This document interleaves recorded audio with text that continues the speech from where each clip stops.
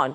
There is trouble that seems to be brewing for DreamFolks as major banks and card networks are reconsidering their partnerships, aiming to bypass aggregators like DreamFolks for airport lounge access. Now, the stock is down nearly 6% today, saw a downtick in yesterday's session as well.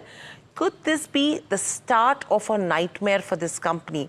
Let's dig deeper into what's really going wrong. My colleague Mahima joins us with a deep dive with all the details with what's brewing and what are the concerns from an operational and business perspective as well.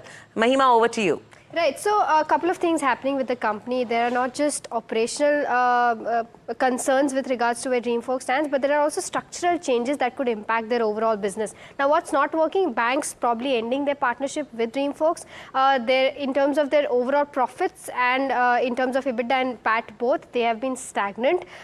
Moving on to what's not working, there has been increasing lease liabilities as well as their overall trade payables are also going up. So they're unable to pay their creditors on time. There's also ROCE, which is declining from them. ROE is also declining. The net cash flow is declining. Working capital days are increasing for the counter. Plus, FIDI stake has significantly come down in the company, and there are structural changes that are being taken place by banks in terms of partnership. Now, let's look at each of these pointers in detail. Let's pull up the stock performance first. The stock is currently trading 32% below its 200-day moving average and 40% down over the last 6 odd months. Plus, it is also around 27% down below its issue price of 326 at present. Let's also pull up as to why banks are ending partnership with the company. Major banks have decided to move away from DreamFolks. This includes ICICI Bank, Axis Bank, as well as Mastercard. That includes card companies as well. Why is this happening? The company did witness a temporary disruption in September 2022, and this led to sudden closure of at least 49 lounges across 34 airports in India. And because of this, banks are moving away from DreamFolks. But the company did come out and clarify, saying that negotiation is a part of their business, and overall they also said that the company is in contact with these banks for negotiations ahead, and they are in good relationship right now with all their partners as well. But moving on in terms of what's happening fundamentally, of course, the dependence on lounge services for this company is huge because 93% of their revenues right now come from lounge services. So if banks end their partnership, of course, it's going to be a huge overhang on the company's performance, and 7% comes from non-lounge services. In terms of where the ratios are turning out right now, ratios have been declining constantly. But before that, there has been stagnant EBITDA. EBITDA has not moved much. If you can see, it's moved from 104 to 103 to 102 hardly. PAT has been declining from 72 crores to it has come down to 65 crores in FY25. Overall, return ratios have also been declining. Your ROE has declined from 60% to 24% in FY25, and ROCE has declined from 55% to 22% in FY25.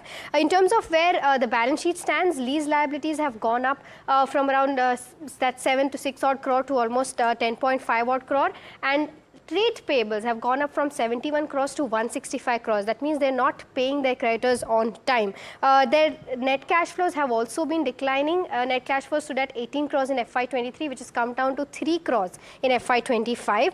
In terms of the overall working capital days, that has also gone up. FY23, that's stood at around 31 days, which has gone to 64 days in FY24.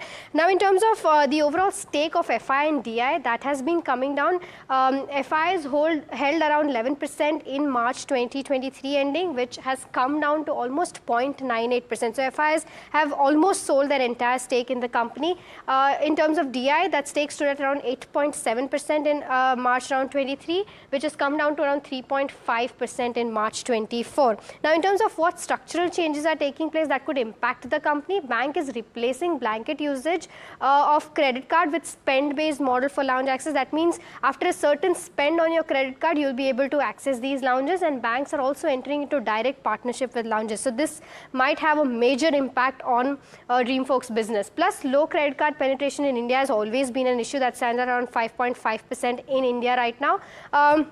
And lastly, in terms of what are the pressing questions here to end this entire piece with, how much can they scale their business in terms of launch business? Because if banks enter into partnership directly, plus lower credit card penetration, to what extent will they be able to scale that business? Because 93% of their revenue comes from there. Plus, company is also planning to increase its non-launch service, but will it be able to scale is another question. And if, of course, bank enter into partnership directly, how sustainable is their entire business model is the question. So this is the overall view as to what's not working for DreamFolks as of now.